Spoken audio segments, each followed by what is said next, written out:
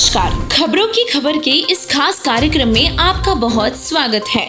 दोस्तों, आज की विशेष पड़ताल में हम राम नवमी के मौके पर रामचंद्र जी के बारे में विस्तार से जानेंगे। हम सभी को ये पता है कि तीन लोक के भगवान श्री हरि अर्थात भगवान विष्णु जी श्री रामचंद्र जी के रूप में त्रेता युग में माता कौशल्या के गर्भ से जन्मे थे। उनका इस तरह अवतार धारण करने का उद्देश्य मृत्यु लोक में बढ़ रहे अधर्म व अत्याचारों का विनाश करके धर्म की स्थापना करना था। दोस्तों, अब शुरू करते हैं पड़ताल। जैसे कि ऊपर बताया गया, रामचंद्र जी के जन्मदिन पर राम नवमी मनाई जाती है। तो अब आपको ये जानकर हैरानी होगी कि वेदों में प्रमाण है कि परमेश्वर कभी भी माँ के गर्भ से जन्म नहीं लेता।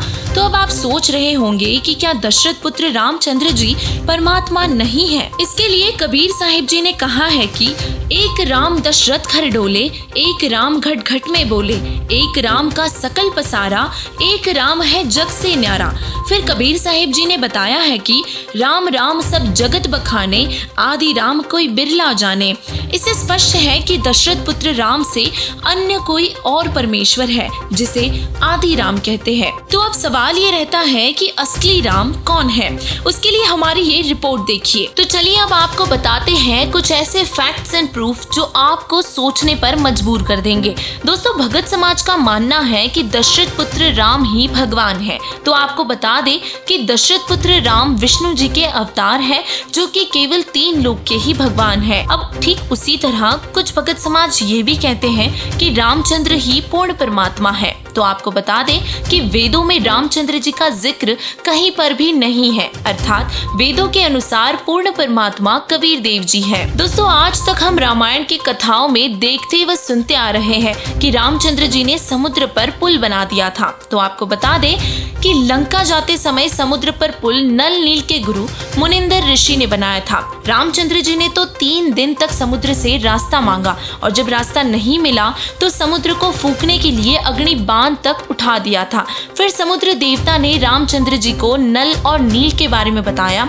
और फिर नल नील के माध्यम से मुनिंदर ऋषि ने निकट पर्वत के पत्थरों को अपनी शक्ति से हल्का कर दिया था और इस तरह समुद्र पर पुल बना और मुनिंदर ऋषि जी ही त्रेता युग में पूर्ण परमात्मा के रूप में उपस्थित थे। दोस्तों, हमने ये भी देखा है कि रामचंद्र जी ने कई राक्षसों का अंत किया और इसीलिए वही भगवान है। तो आपको बता दें कि विष्णु जी के जो भी अवतार होते हैं वो सब ब्रह्म के द्वारा पहले से ही निर्धारित होते हैं और वो वैसा ही करते हैं। भगत समाज का मानना है कि रामचंद्र जी जगत के उद्धार के लिए पृथ्वी पर आए थे। तो आपको बता दें कि विष्णु जी को नारद जी का श्राप लगा था और उसको भोगने के लिए विष्णु जी रामचंद्र जी के रूप में पृथ्वी पर आए थे और अपनी पत्नी के वियोग में अपना सारा जीवन व्यतीत किया था। रामचंद्र जी हमारे पापों को नष्ट कर देते हैं। रामचंद्र जी अपने स्वयं के पापों को भी नष्ट नहीं कर सकते। त्रेता युग में बाली को छुपकर मारा था, जिसका पाप भोगने के लिए द्वापर युग में शिकारी के बाण का शिकार होकर चुकाना पड़ा था। भगत समाज का मानना है कि रामचंद्र जी ने सबरी और अहिल्या का कल्याण किया था। तो आपको बता दें कि रामचंद्र जी उर्फ विष्णु जी अपने भक्तों को केवल स्वर्ग तक ही पहुंचा सकते हैं। स्वर्ग से ऊपर ब्रह्मलोक है और ब्रह्मलोक से भी ऊपर सतलोक है। वहां केवल पूर्ण परमात्मा की भक्ति से ही जाया जा सकता है। स्वर्ग में गए हुए प्राणी पुनः वापस आते हैं। रामचंद्र जी मर्यादा पुरुषोत्तम और न्यायकारी थे। राम जी सीता जी की अग्नि परीक्षा लेने के बाद अयोध्या लाए, फिर एक धोबी के कहने से अपनी गर्भवती पत्नी को जंगल में छोड़ दिया।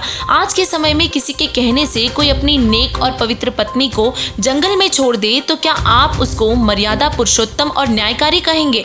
आप खुद सोचिए। दोस्तों, ऊपर बताए गए फैक्ट्स एंड प्रूफ से आप समझ ही गए होंगे कि भगवान राम पूर्ण परमात्मा नहीं है और न हमारे दुखों का समापन कर सकते हैं।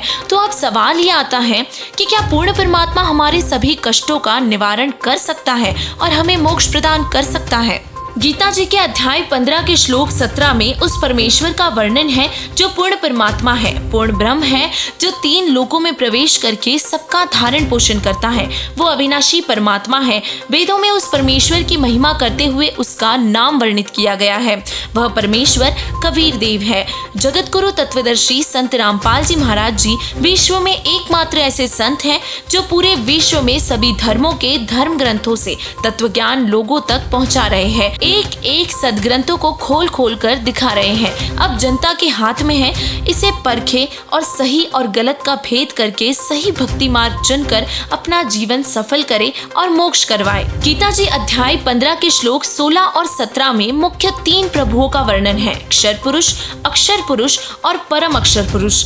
इस श्लोक में क्षर पुरुष अर्थात काल और परम अक्षर पुरुष अर्थात कबीर देव जी का मुख्यतः अभिनय है। जब जब पृथ्वी पर अधर्म बढ़ता है तब तब कोई न कोई अवतार अवतरित होता है जो अधर्म का नाश करके धर्म की स्थापना करता है। परंतु इन अवतारों में और इनकी लीलाओं में बहुत अंतर होता है।